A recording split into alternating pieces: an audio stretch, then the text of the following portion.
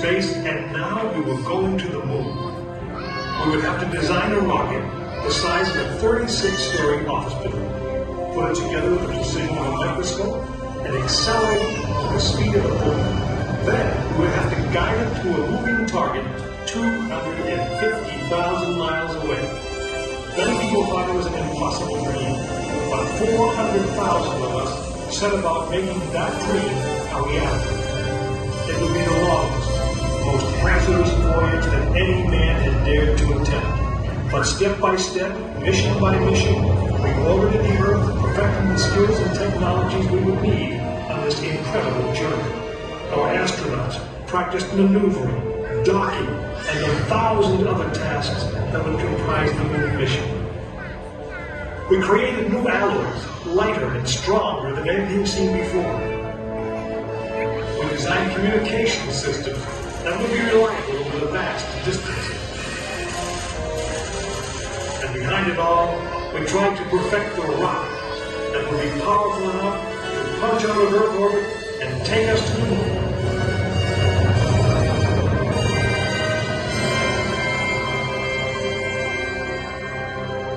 One day, however, the dream of flying to the moon almost slipped away. It was January 27th, 1967. Astronauts Virgil Gus Grissom, Edward White, and Roger Chaffee were on board Apollo 1 for a plugs-out test, a full-scale dress rehearsal for the actual launch. Suddenly it happened. There was a fire in the capsule. 3 men whose lives had been in our hands were lost. Surely the opening vistas of space promise high costs and hardships, as well as high reward. But this country of the United States was not built by those who waited and rested and wished to look behind them. After Apollo 1, some thought we'd failed, and that the moon was out of our reach. But we owed it to those men to learn from their sacrifice and to carry on. We started taking the Apollo vehicle apart, piece by piece. Was the design flawed? Had safety been compromised? Tough questions. And we spent 1.5 years redesigning the spacecraft so that no astronaut's life would ever be at risk because we overlooked something, or because we could have done something better.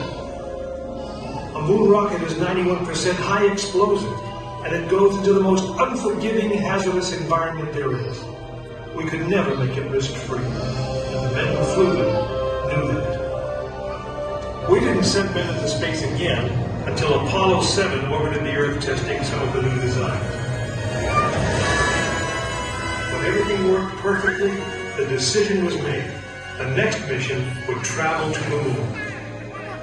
It was mankind's destiny to leave the shores of our planet behind and strike out across the vast ocean of space. In the great span of our history, now was the time that we could. Now was the time that we would. We stood on the eve of the longest, most dangerous journey that any man had ever undertaken. And it would be taken by Frank Borman, James Lovell, and William Anders, the crew of Apollo 8. Through those doors, you'll find the firing room, launch control, just as it was on December 21st, 1968.